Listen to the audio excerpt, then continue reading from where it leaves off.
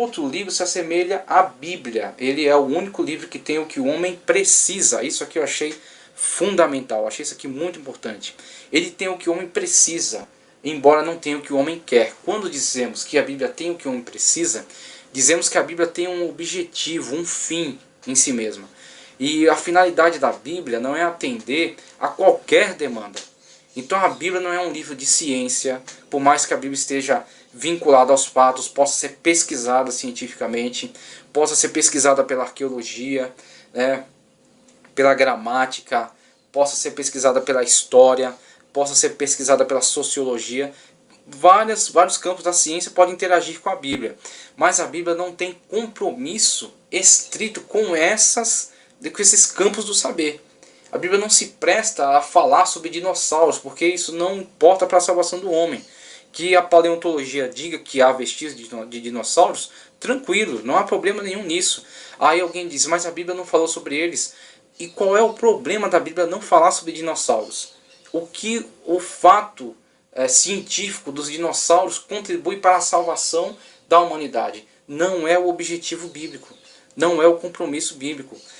A Bíblia tem uma finalidade em si, que é a salvação da humanidade através da revelação especial de Deus, a remissão do homem, o retorno do homem à comunhão com Deus. Então, se isso não contribui, não está presente, porque não é o pressuposto bíblico, não é o objetivo bíblico. Então a Bíblia tem o que o homem precisa, para quê? Para se reencontrar com Deus e conhecer a sua vontade, mas não tem o que o homem quer.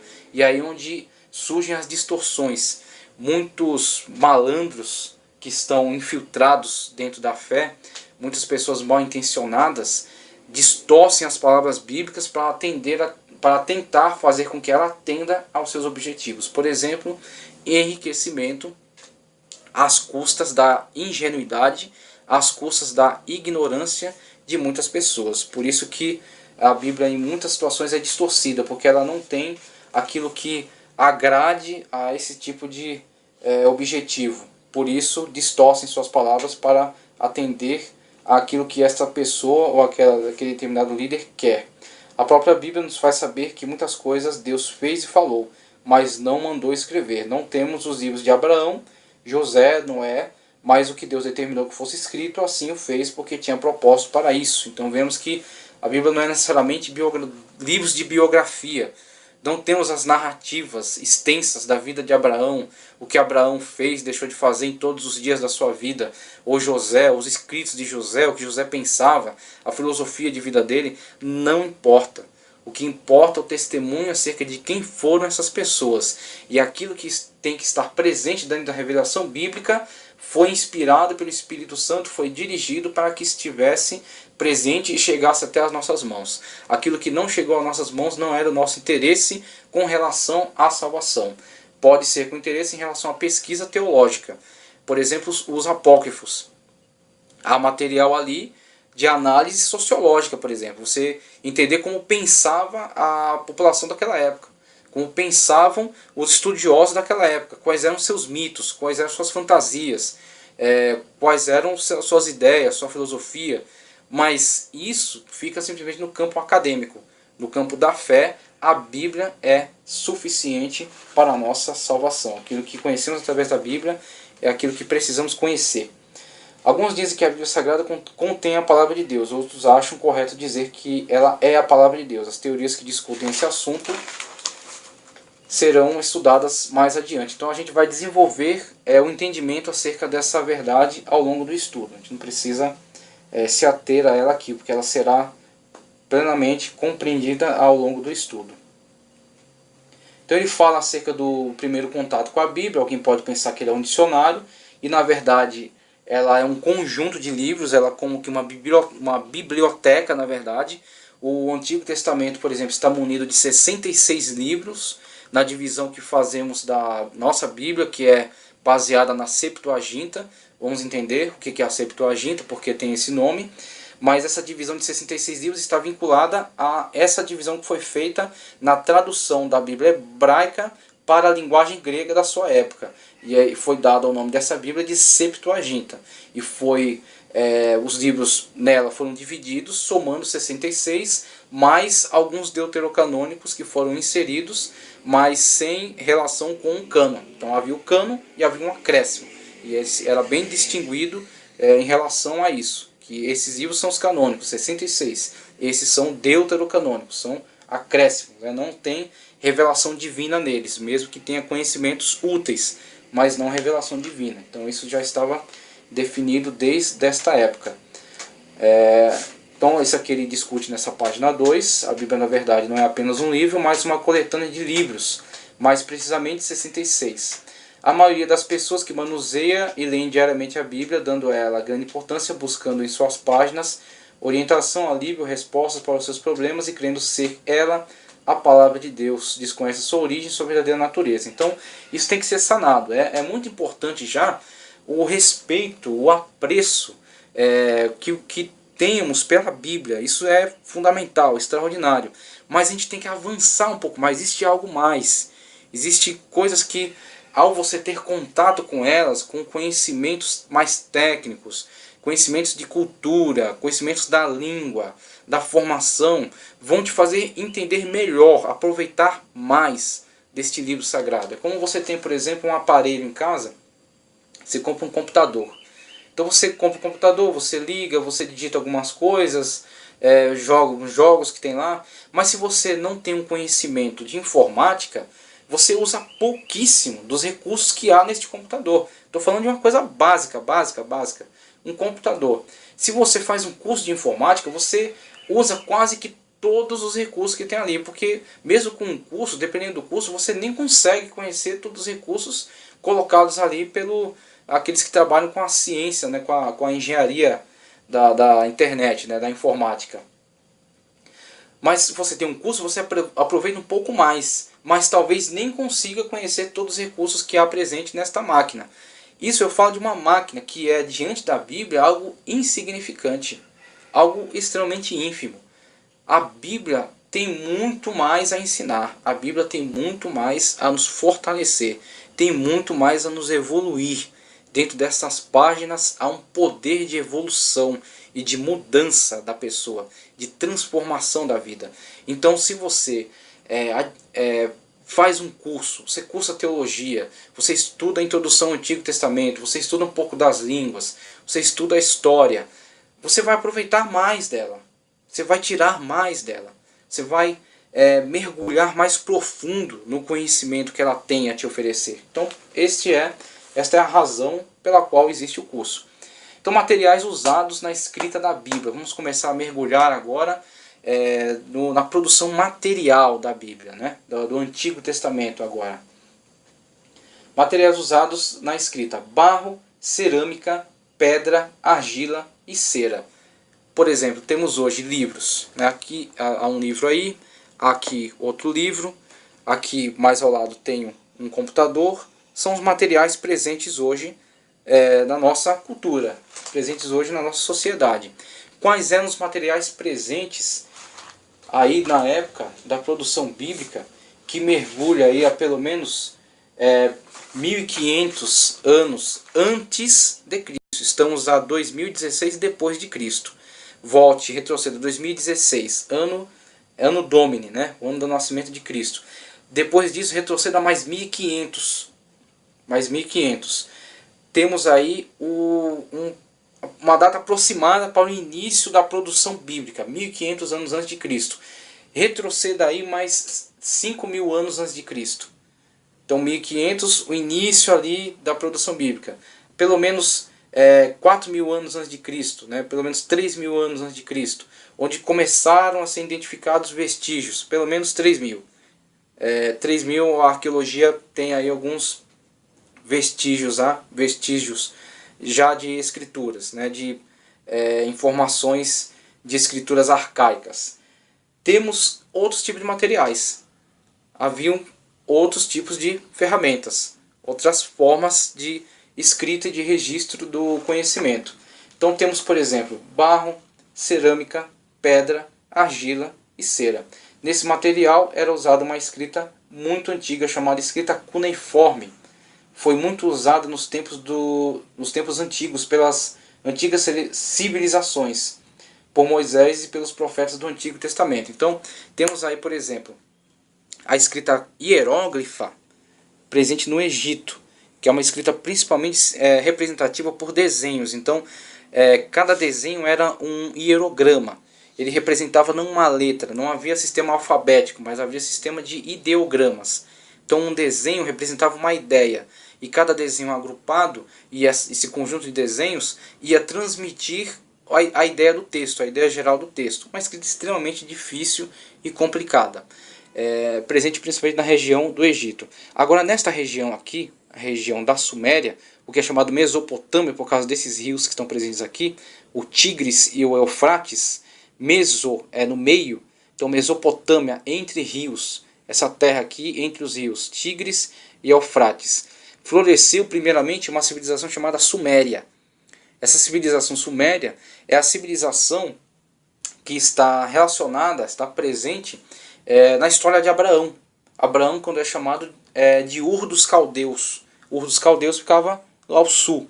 Então Abraão estava relacionado a essa civilização. E como essa civilização produzia cultura? Através de uma escrita chamada escrita cuneiforme, que está presente aqui, ó. Esse aqui, por exemplo, um tablete de argila é típico daqueles usados para escrever nos tempos antigos. Ele contém parte das crônicas babilônicas, cobrindo a queda de Nínive. Então, através desta forma de escrita, é chamada cuneiforme por causa da forma de cunha que ela tem.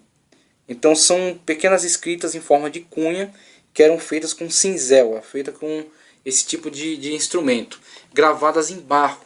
Então, esta era a forma que os antigos adotavam para a escrita cuneiforme. Aqui temos um exemplo. Aqui a pessoa com um tablete de barro na mão, gravando esses símbolos em forma de cunha. Temos aqui, ó, veja, uma pequena cunha, e esses símbolos agrupados transmitiam a ideia do texto. Então era assim que era produzida a escrita no tempo de Abraão, por exemplo. Aqui eles gravando com um martelo e um cinzel, na verdade, que era um estilete. Aqui temos um estilete, aqui temos um martelo e um cinzel. O texto cuneiforme sendo gravado em pedra.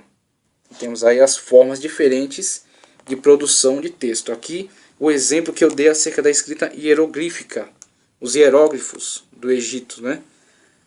Você vê, não há letras, há desenhos, e cada desenho é um ideograma. A conjunção desses ideogramas aqui transmite a ideia do texto. E aqui temos um outro exemplo, um texto hebraico, sendo transmitido num pergaminho.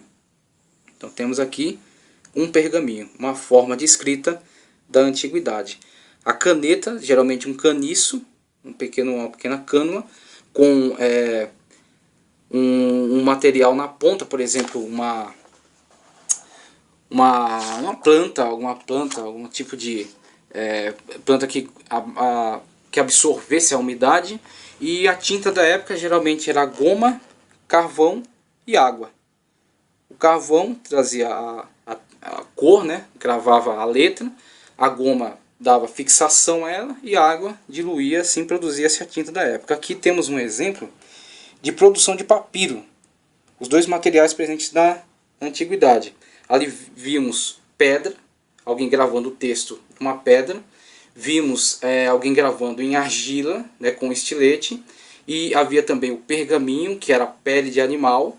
Então, principalmente, por exemplo, o nome pergaminho foi dado a este material porque principalmente era obtido, produzido na cidade de Pérgamo, que fica nesta região aqui. Nessa cidade era muito intensa a produção deste material.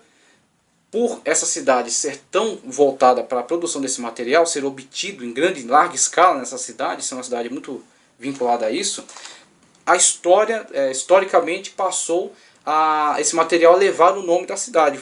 Passou como que uma marca registrada, pergaminho, o material de Pérgamo, né, obtido em Pérgamo. Então o nome da cidade acabou transmitindo, dando título, né, dando nome a esse material, pergaminho relacionado a Pérgamo. Agora o papiro relacionado a este material aqui. essas plantas, essas cânulas que cresciam, por exemplo, bastante na margem do Mar Vermelho, uma região onde tinham bastante deste material. Então aqui um exemplo de produção de papiro, a obtenção aqui das cânulas, né? Retira-se a casca, o que interessa é o material de dentro, esse material aqui. Esse material é amassado para obter essas tiras aqui. As tiras são colocadas lado a lado, depois outras transversais colocadas por cima. Então era batido uma contra a outra, depois era raspado. Temos aqui a fase da raspagem do papiro. Depois novamente batido para dar mais fixação. E era fixado folhas a folhas. Com isso obtinham-se rolos. E aí temos um exemplo aqui de uma pessoa segurando um rolo de papiro na mão. Era enrolado e era colocado nessas duas hastes. Então com isso tínhamos os papiros, os rolos de papiro da antiguidade. Então os dois materiais principais, papiro e pergaminho. Papiro obtido dessa planta, pergaminho obtido de pele de animais. E pela cidade de Pérgamo ser muito envolvida com a produção desse tipo de material, acabou dando o nome, batizando aí este material, o pergaminho. Então o papiro era feito de planta, uma espécie de cana que crescia em lagos e rios do Egito e da Síria. E aí as lâminas de sua entrecasca eram retiradas, feito esse processo aí conforme já esclarecemos nessas imagens.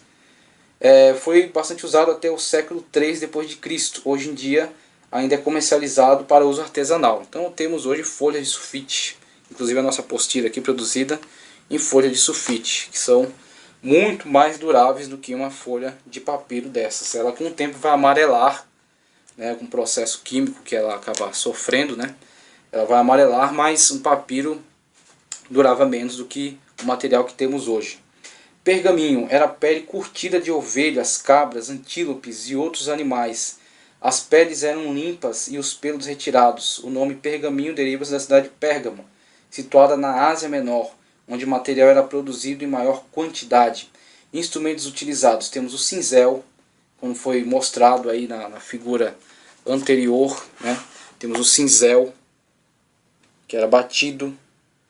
O cinzel era uma ferramenta de aço cortante numa das extremidades e usada para entalhar pedras e cerâmicas. Atualmente era uma ferramenta ainda usada por escultores e gravadores. Temos aí o cinzel.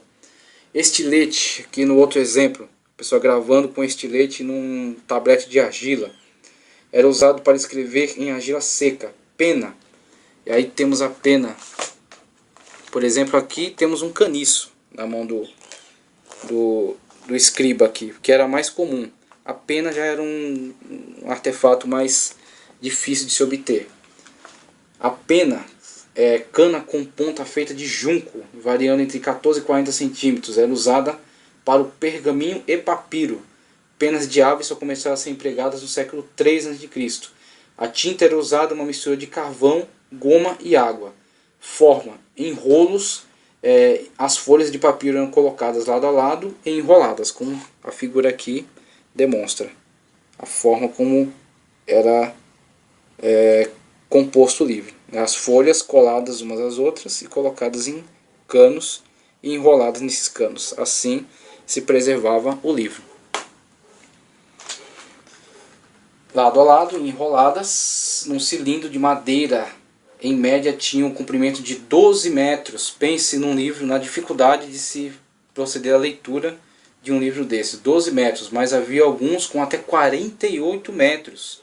Em geral eram escritos de um só lado, usados até o século III. Posteriormente surgiram os livros ou códices, com arrumação das folhas de papiro. Então encadernou-se as folhas de papiro. Então essas folhas que eram coladas umas às outras, estendidas, podiam chegar a 48 metros. E aí você pensa, por exemplo, quando Jesus chegou na sinagoga e foi lhe dado o livro de Isaías, e o autor bíblico enfatiza isso, ele encontrou a passagem tal. Por quê?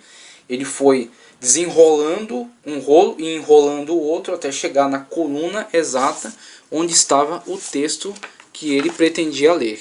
Então com isso temos a dificuldade de manuseio de um livro na época de Cristo Jesus. Por isso que o autor enfatiza que ele encontrou aquela passagem, porque ele encontrou porque ele é o autor, né? Então ele estava presente, ele conhece muito melhor do que qualquer outro ser aquele livro. Então por isso que ele tinha essa competência, essa capacidade para encontrar aquela passagem, como o autor enfatiza. Então temos aí já algum conhecimento acerca da produção material, os materiais empregados, a forma como foi produzidos os textos bíblicos. Mas na próxima aula daremos continuidade falando acerca das línguas. E aí vamos entrar mais especificamente no Antigo Testamento, os nomes empregados com relação ao Antigo Testamento e acerca da produção mesmo dos livros, né? Acerca da questão cronológica, também vamos debater na próxima aula, o aspecto cronológico, os nomes empregados ao Antigo Testamento e como ele recebe também o nome Testamento, da onde vem essa designação para este livro, o nome Testamento. Passou a ser Antigo Testamento por causa do surgimento de um Novo Testamento. Mas por que o nome Testamento? Então, por hora, agradeço. Que Deus abençoe a todos, que nós possamos aproveitar bastante do nosso estudo Introdução ao Antigo Testamento.